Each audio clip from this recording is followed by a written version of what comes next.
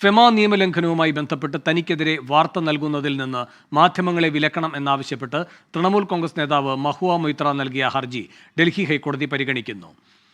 ANI, Hindustan times, Indian express, times of India, India today, NDTV, the Hindu, the print എന്നീ മാധ്യമങ്ങൾ തനിക്കെതിരെ തെറ്റായ വാർത്ത നൽകിയെന്ന് മഹുവ മൊയ്ത്ര ആരോപിച്ചു.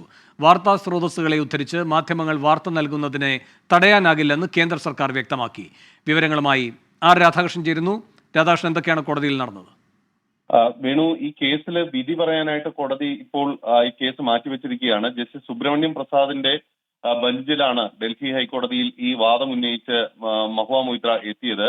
1999 ഫെമ നിയമവുമായി ബന്ധപ്പെട്ടിട്ടുള്ള നിയമലംഘനവുമായി ബന്ധപ്പെട്ടിട്ടുള്ള വിഷയങ്ങൾ അന്വേഷണ പരിധിയിലാണ് ഉള്ളത്. തനിക്ക് എതിരെ നടക്കുന്ന അന്വേഷണം, അതുമായി ബന്ധപ്പെട്ടിട്ടുള്ള വിവരങ്ങൾ ചോർത്തിക്കൊടുക്കുകയാണ് ED എന്നാണ് മഹുവ മൊയ്ത്ര ഉന്നയിച്ചിരിക്കുന്ന ആക്ഷേപം.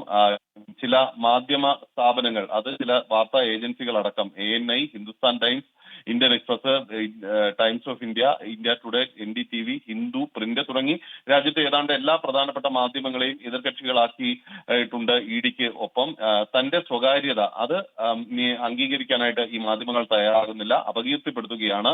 അന്വേഷിക്കാനായിട്ടുള്ള EDയുടെ അവകാശത്തെ താൻ ചോദ്യം ചെയ്യുന്നില്ല. പക്ഷേ ഈ വിവരങ്ങൾ വെളിപ്പെടുത്തി തന്നെ അപകീർത്തിപ്പെടുത്താനാണ്, അന്വേഷണമല്ല അപകീർത്തിപ്പെടുത്തലാണ് നടക്കുന്നത് എന്നുള്ളതാണ് മഹുവ മൊയ്ത്ര ഉന്നയിച്ച ആക്ഷേപം. കേന്ദ്ര സർക്കാർ ഈ വാദങ്ങളെ ശക്തമായിട്ട് ഖണ്ഡിച്ചു. മഹുവ മൊയ്ത്രയുമായി ബന്ധപ്പെട്ട് ഏറ്റവും ഗുരുതരമായിട്ടുള്ള കണ്ടെത്തലുകളാണ് നടന്നിട്ടുള്ളത്. മഹുവ മൊയ്ത്രയെ സഭയിൽ നിന്ന് പുറത്താക്കുന്ന സാഹചര്യം വരെ ഉണ്ടായി. ഇതടക്കമുള്ള കാര്യങ്ങളിൽ മാധ്യമങ്ങളുടെ വായ്മൂടി കെട്ടാനായിട്ട് സാധിക്കില്ല.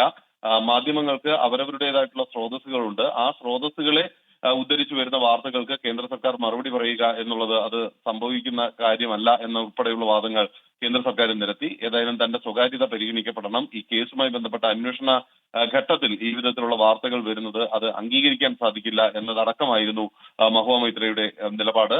തന്നെ മാധ്യമ വിചാരണ നടത്തുന്നു എന്നുവരെ മഹുവ മൊയ്ത്ര കോടതിയിൽ ആക്ഷേപം ഉന്നയിച്ചിട്ടുണ്ട്. ശരി, രാധാകൃഷ്ണ ഡൽഹിയിൽ നിന്ന് വിവരങ്ങൾ നൽകിയത്. ലോകത്തെവിടെയായാലും ഏത് സമയത്തും 24 വാർത്തകളും ഓഗ്മെന്റഡ് റിയാലിറ്റി പാക്കേജുകളും എക്സ്പ്ലെയിനറുകളും വിശദമായി കാണാൻ ഞങ്ങളുടെ YouTube ചാനൽ നിങ്ങൾക്ക് സബ്സ്ക്രൈബ് ചെയ്യാം.